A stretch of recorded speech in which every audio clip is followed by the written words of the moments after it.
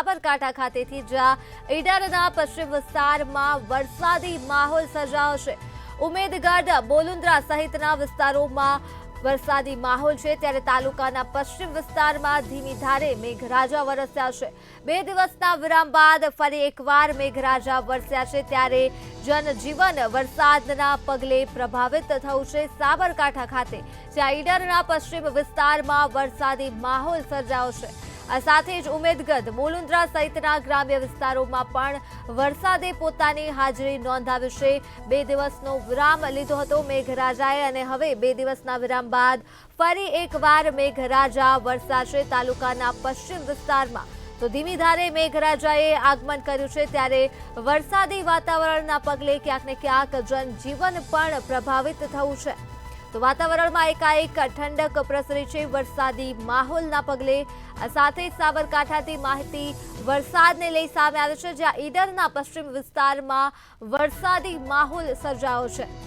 ઉમેદગઢ, બોલુન્દ્રા સહિતના ગ્રામ્ય વિસ્તારોમાં વરસાદી માહોલ જોવા મળ્યો છે અને આ સાથે જ તાલુકાના પશ્ચિમ વિસ્તારોમાં ધીમી ધારે મેઘરાજા વરસ્યા છે। 2 દિવસના વિરામ બાદ મેઘરાજા વરસાશે, જેના કારણે વાતાવરણમાં ઠંડક પ્રસરી છે, ત્યારે જનજીવન પણ પ્રભાવિત થયું છે। તો આ મુદ્દે જ આપણી સાથે સંવાદદાતા ચિરાગ મેઘા ફોન લાઈન પર જોડાઈ ગયા છે। જી ચિરાગ, ઈડરના પશ્ચિમ વિસ્તારમાં વરસાદી માહોલ છે, શું છે વધુ વિગતો? હજી ખાસ કરીને વાત કરવામાં આવે તો સાબરકાંઠાના ઈડરના પશ્ચિમ વિભાગમાં વરસાદી માહોલ જામે છે। 2 દિવસના વિરામ બાદ મેઘરાજા છે, મેઘરાજાની પધરામણી થઈ છે। જે 2 દિવસના વિરામ બાદ ઈડરના પશ્ચિમ વિભાગની અંદર ઉમેદગઢ, બોલુન્દ્રા, દેશોતર, સુંદરપુરા, મસાલ, બુઢેલી, રતનપુર સહિતના ગ્રામ્ય પંથાંતની અંદર વરસાદ ખાબકી રહ્યો છે। વરસાદને લઈ જનજીવન છે તે પ્રભાવિત થયું છે।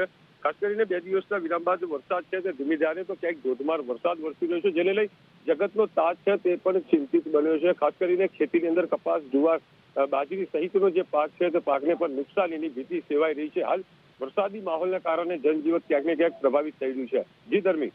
જી ચિરાગ, તમામ વિગતો બદલ આભાર। સાબરકાંઠાથી વરસાદની માહિતી સામે આવી છે, જ્યાં ઈડરના પશ્ચિમ વિસ્તારોમાં વરસાદી માહોલ સર્જાયો છે, તો વાતાવરણમાં પણ એકાએક ઠંડક પ્રસરી છે અને ક્યાંક ને ક્યાંક જનજીવન પણ પ્રભાવિત થયું છે।